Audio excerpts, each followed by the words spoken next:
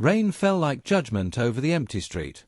Alana Brooks lay motionless against the cold pavement, her body soaked, her breath shallow, her world shattered in ways that could not be undone.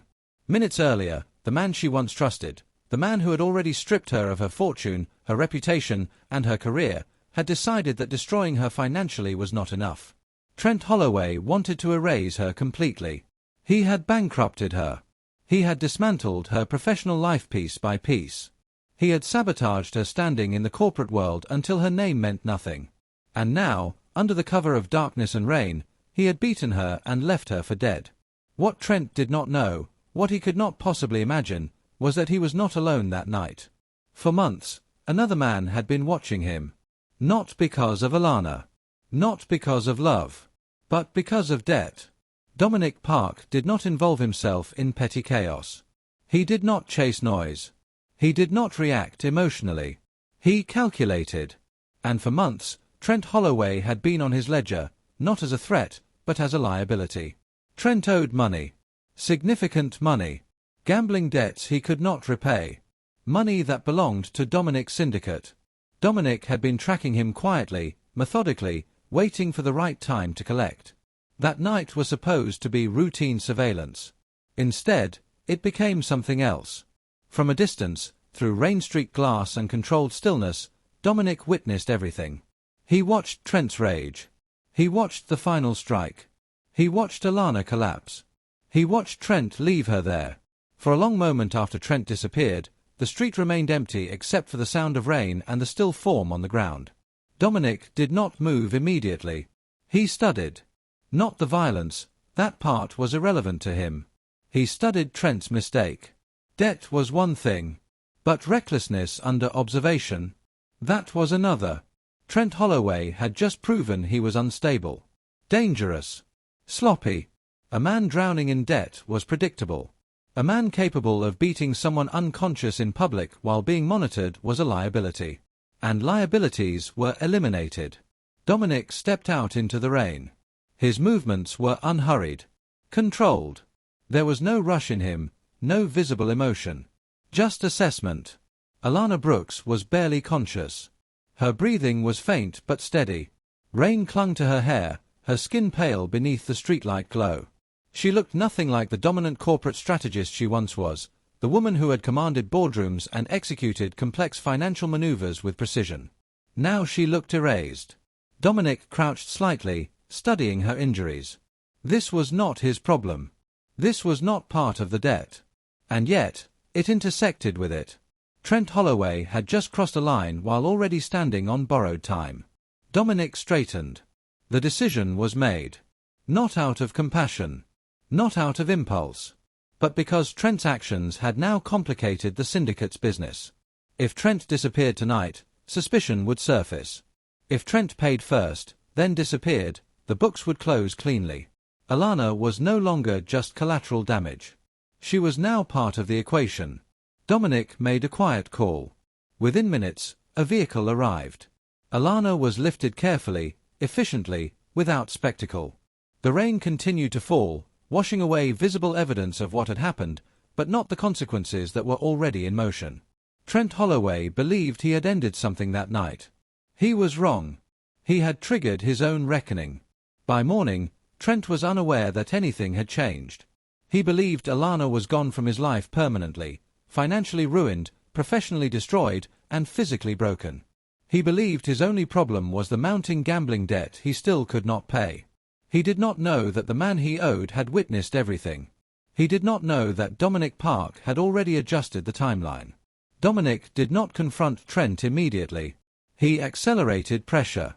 Accounts were frozen. Contacts withdrew. Opportunities disappeared. The financial walls began closing in. And Trent, already desperate, made calls that went unanswered. Meanwhile, Alana regained consciousness somewhere quiet. Somewhere sterile. Somewhere safe. Her body ached. Her memories were fragmented. The last clear image she had was rain and rage. She did not know where she was. She did not know who had moved her. She did not know that the man responsible for her survival was not a hero, but a strategist. Dominic did not introduce himself. He did not seek gratitude. He ensured she received elite medical care. He ensured no media attention surfaced. He ensured no report tied her to Trent. And then he returned his focus to the original matter, debt collection. Trent Holloway had one obligation: repay what he owed. Now he had another: face consequences for destabilizing something under syndicate observation. Dominic did not believe in emotional revenge. He believed in balance sheets. And Trent's account was deeply negative. The rain had stopped by the time the sun rose over the city. But the storm had only shifted direction. Alana Brooks was alive. Trent Holloway was unaware that his time had shortened. And Dominic Park had decided to intervene. Not because he cared, but because order demanded it. The hook was not the violence. The hook was this: the wrong man saw everything. And from that moment forward, nothing in Trent Holloway's life would belong to him again. Trent Holloway had always believed pressure was something he could outmaneuver. For months, he had juggled threats, overdue notices, and mounting gambling debts with the same arrogance that once convinced him he could dismantle Alana Brooks' career without consequence. He told himself he was unlucky, not reckless. Temporary setbacks, not collapse. But this was different. By the end of that week, the calls started coming in faster. Then they stopped. And that silence was worse. Accounts he relied on were suddenly inaccessible. Lines of credit he had stretched thin were abruptly closed. Associates who once answered on the first ring let his calls go unanswered. Meetings were cancelled. Promises evaporated. It was as if the world had quietly agreed to shut him out. Trent did not yet understand that this was not coincidence. It was orchestration. Dominic Park did not storm into Trent's life with threats or spectacle. He applied pressure the way he handled everything, precisely, methodically, without emotion. For months, Dominic had tracked every dollar Trent owed to the syndicate. Every failed payment. Every lie. Every excuse. The debt had grown large enough to demand attention long before the night in the rain. But that night changed the timeline. Trent had proven himself unstable. A man capable of uncontrolled violence while already under observation was a risk to the syndicate's operations. Risk demanded containment. And containment required finality. When Dominic finally decided to move, it was swift. Trent was summoned. There was no dramatic confrontation. No shouting. No bargaining. Just a location. A time. An expectation. Trent arrived believing he could negotiate. He had done it before: delayed payments, promised returns, exaggerated upcoming deals. He believed he could talk his way out again. He was wrong. Dominic sat across from him, calm and unreadable. On the table between them lay documents, detailed records of every cent owed, every interest charge accumulated, every missed deadline. Trent tried to speak first. Dominic did not interrupt him. He let Trent talk. Excuses. Justifications. Temporary hardships. Future plans. When Trent finished, Dominic finally responded. Not with anger. With numbers. The debt was no longer negotiable. It was due. Immediately. Trent's assets were itemized before he even had time to process what was happening. Properties. Accounts. Investments. Vehicles. Business holdings. Everything was listed, evaluated, and prepared for transfer. You don't understand, Trent tried again, panic beginning to fracture his composure. I can get the money. I just need time. Time was the one thing Dominic had already decided he would not give. Documents were placed in front of him. Legal transfers. Asset forfeitures. Complete surrender. The room felt smaller.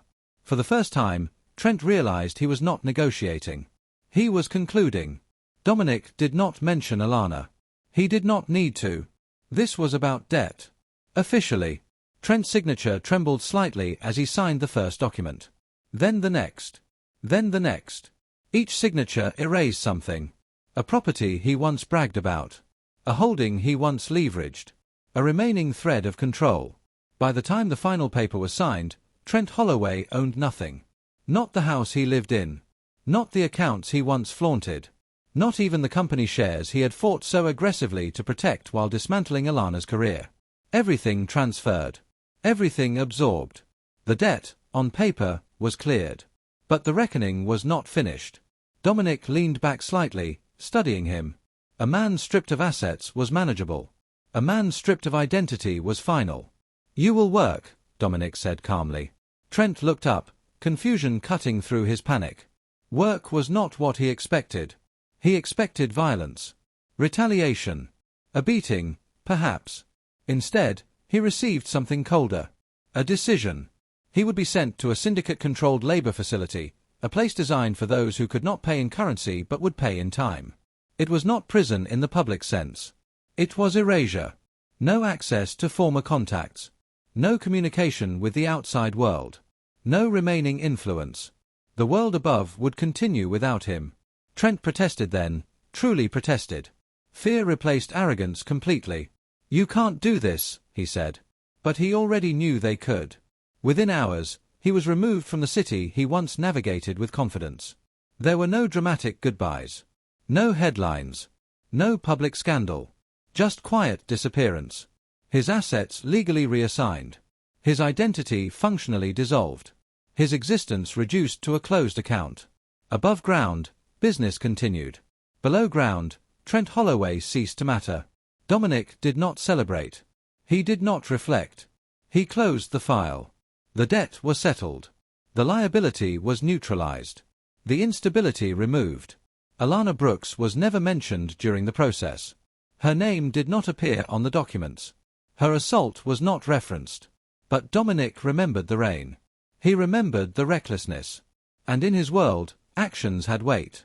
Trent had failed twice, financially and strategically. The punishment addressed both. By the time news quietly circulated that Trent had left the country or liquidated his holdings, the truth was already sealed. He was gone. No dramatic fall from grace. No courtroom. No redemption arc. Just absence. Somewhere else in the city, Alana continued recovering. Unaware of the full extent of what had happened. Unaware that the man who destroyed her life no longer possessed the ability to touch it again. The storm that began in the rain had ended in silence. Trent Holloway had believed power meant control. Dominic Park understood power meant permanence. And permanence required decisive action. By the end of it, the books were balanced. Debt paid. Assets seized. Existence erased. The reckoning was complete. When Alana Brooks regained full consciousness, the first thing she noticed was silence. Not the hollow silence of abandonment, but controlled silence. The kind found in places designed to restore, not destroy. Her body ached, but it was no longer exposed to cold pavement or falling rain. The air was steady. The sheets were clean. The room was secure. Every detail suggested intention. She remembered fragments. Rain. Impact. Darkness. Then nothing. She did not yet know who had moved her or why. She only knew she was alive. Recovery was not dramatic. It was deliberate. Medical care was immediate and elite. Every injury was treated with precision. Every complication anticipated before it could escalate. There were no questions from authorities. No hospital publicity. No paperwork tying her to the assault. Her survival had been handled quietly. Efficiently. Days passed before she was strong enough to sit upright without assistance. Even then, she felt the weight of something heavier than physical pain, the collapse of her former life. Trent had not just hurt her. He had dismantled her. Her accounts drained. Her corporate credibility sabotaged. Her partnerships severed. The strategist who once commanded boardrooms had been reduced to a cautionary whisper in executive circles. But while she recovered physically, something else was already being rebuilt. Without fanfare, she was presented with documentation. A new identity. Legally structured. Clean. Verified. Every trace of her public collapse separated from this new beginning. There were no emotional speeches attached to it. No promises. Just opportunity. Alongside it came access. Financial stabilization. Secure accounts. Discretionary resources. And something more valuable than money, information. Industry intelligence reports. Market analysis. Acquisition forecasts. Strategic openings within the tech sector. The tools were not handed to her with instructions. They were simply made available. Alana understood tools. Even in recovery, her mind began organizing, assessing, recalibrating. She did not ask who was behind it immediately. She did not need to. Protection at this scale only came from power. And power did not operate loudly. Dominic Park remained distant. He did not visit her bedside seeking gratitude. He did not position himself as a savior. He ensured the infrastructure existed, then allowed her to decide what to do with it. That distance mattered. Because what came next was not rescue. It was reclamation. The corporate world had not changed. It had simply continued without her. Markets moved. Boards shifted. Leadership rotated. And among those shifts was the company Trent had once tried to dismantle, the tech firm he had sabotaged during his campaign to destroy her career. It was weakened now. Not collapsed, but vulnerable. Alana studied it carefully. The numbers told a clear story: poor strategic redirection, mismanaged restructuring, and leadership instability after Trent's interference. Where others saw risk, she saw leverage. Recovery strengthened her focus. She rebuilt her physical endurance the same way she approached strategy, step by step, no wasted motion. Her reentry into the corporate world was quiet, calculated. Under her new identity, she did not announce herself as a comeback story. She entered as a competitor. Her early moves were precise investments, minority stakes in adjacent sectors, strategic partnerships, influence without visibility. Each decision was backed by data. Each action protected by silent oversight. Because Dominic's protection did not end with medical care. It shifted. No one threatened her. No sudden interference emerged. No unseen pressure disrupted her moves. In a world where corporate competition often turned ruthless, her path remained unusually clear. Not because she was untouchable, but because she was under watch. And the underworld respected boundaries when they were clearly defined. As months passed, Alana's reputation began rebuilding, not under her old name, not tied to past scandal, but under performance. Boardrooms listened again. Investors responded. Her strategies delivered results. The transformation was not emotional. It was structural. She had once been reactive, forced into defense by Trent's manipulation. Now she operated from advantage. When the moment came to move on the tech firm, she did not hesitate. Acquisition required timing. The firm's stock had dipped enough to justify aggressive positioning, but not so low as to attract immediate competition from larger conglomerates. She assembled the capital, structured the offer, closed the gaps, and executed. There was no dramatic confrontation with Trent. He no longer existed in the world above to witness it. But symbolically, the acquisition was decisive. The company he had tried to weaken was now hers. Not as revenge. Not as emotional closure. But as strategic completion. The board approved the transition. Control shifted. Her leadership solidified. And with that, the final thread tying her to collapse was severed. Throughout it all, Dominic remained what he had always been, present but distant. He did not interfere in her decisions. He did not demand influence over her corporation. His role had been singular: remove instability, restore balance, ensure protection. The rest was hers. And she knew it. The freedom she felt was not dependence. It was security. Security that allowed her to operate without fear of sudden destruction. Security that meant no one could dismantle her life behind closed doors again. Security that came from knowing that the man who once left her in the rain no longer had a name in the world she now dominated. By the time the acquisition finalized, Alana Brooks, under her new identity, was no longer rebuilding. She was leading. The broken figure on the pavement was gone.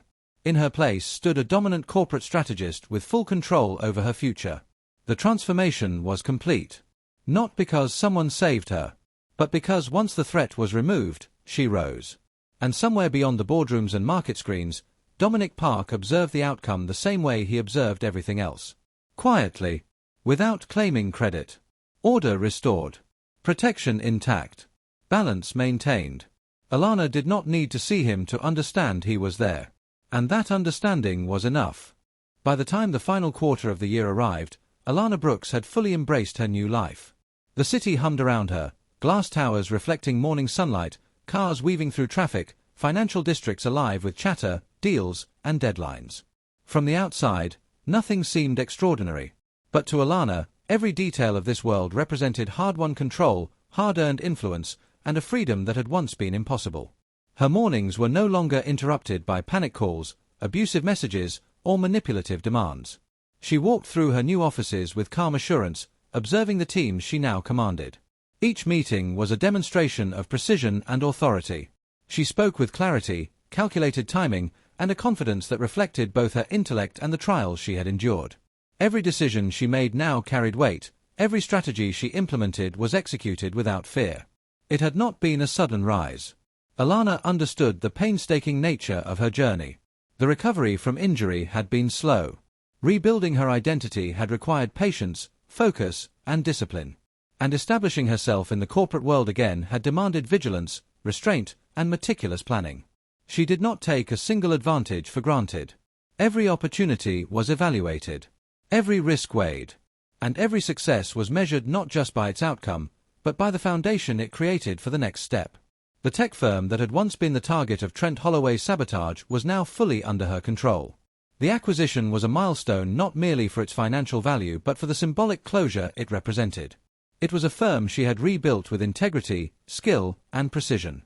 Where once her resources had been depleted and her reputation tarnished, she now held complete authority, commanding respect and admiration from those who had once doubted her.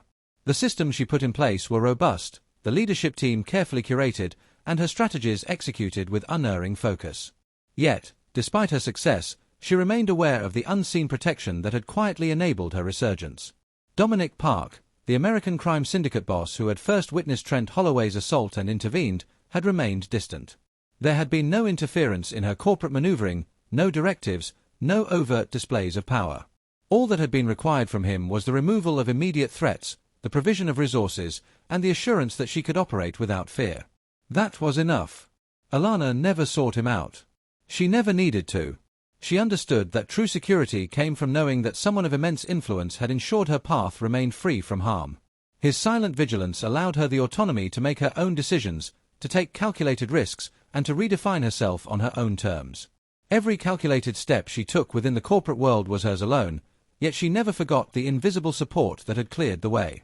There were moments when the memory of that night, lying broken and abandoned in the rain, threatened to resurface. But those moments no longer caused fear. They were reminders of resilience. Reminders that she had survived. That she had endured. That she had been given the tools to rise not just as a survivor, but as a leader. Her transformation was complete in more ways than one.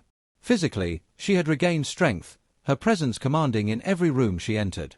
Mentally, she was sharper, more decisive, more attuned to patterns, risks, and opportunities. Emotionally, she was unshakable, her self-assurance rooted in a profound understanding of her own capabilities. Every interaction, every negotiation, every decision reflected the journey from vulnerability to dominance, from victimhood to mastery. And yet, even with all of her achievements, she carried the quiet awareness that she was safe under watchful eyes. It was not dependence. It was recognition of the order and control Dominic Park represented. She had seen firsthand what chaos looked like, the destruction left by Trent Holloway, and she understood the magnitude of what had been removed from her life. Safety, she realized, was a foundation from which power could grow.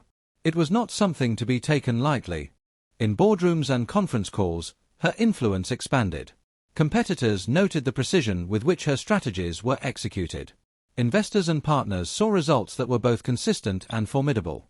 And throughout it all, Alana's presence remained understated, calculated, and deliberate.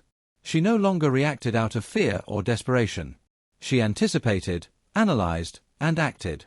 The corporate world, once manipulated to her detriment, was now hers to navigate with expertise. Her mornings began with detailed review of market reports, risk assessments, and corporate analytics. Her afternoons involved meetings, negotiations, and strategic planning sessions. Her evenings, though quieter, were filled with preparation for the next day, the next opportunity, the next calculated move. The life she had built was disciplined, controlled, and deliberate, every choice an assertion of autonomy and power. The tech firm, now firmly under her command, flourished. Products launched with precision. Innovations were implemented strategically. Teams worked cohesively, following directives that were clear and executable. And through every success, Alana remembered the night that had brought her to this point, the night she had been left for dead, the night that could have ended everything. It was a reminder of how far she had come, and how far she could still go. Alana understood that power was not simply about wealth or title. Power was the ability to act without fear, to shape one's environment, to influence outcomes, and to move decisively when necessary. By these measures, she was powerful. She had reclaimed what was taken from her. She had removed obstacles. She had transformed vulnerability into authority. And she had done so with precision, intelligence, and discipline. Finally, in moments of quiet reflection, she acknowledged the invisible presence that had guided the trajectory of her life. Dominic Park's protection had been silent, unseen, yet unmistakable in its impact. The man who had once observed her attack in the rain, who had ensured that Trent Holloway's reckoning was absolute, had allowed her the freedom to rise on her own terms. She did not need to see him. She did not need to interact with him. His influence was complete, effective, and unobtrusive. As the sun set over the city, casting long shadows across the skyline, Alana Brooks looked out from her office window. She no longer felt the fragility that had once defined her existence. She felt control, mastery, and freedom. She felt the culmination of strategy, resilience, and support. And she knew, without doubt, that she was untouchable. Her life was no longer dictated by the threats of others. Her trajectory was her own. And though she would always remember the past, it no longer held power over her. Alana had not only survived. She had triumphed. And somewhere beyond the boundaries of the corporate world, Dominic Park remained aware of her rise. He did not intervene. He did not oversee. He simply ensured that the world could not touch her. That knowledge alone was enough. Alana Brooks had emerged from the storm, not merely intact, but dominant. She had reclaimed her life. She had rebuilt her career. She had acquired the very tech firm her abuser had tried to destroy. And she had done it knowing she was safe under the watchful eye of a man whose power ensured permanence, security, and balance. In that quiet assurance, she found something rare, freedom. And with freedom came the ultimate realization: she was no longer a victim. She was a strategist. She was a leader. She was untouchable. She was unstoppable.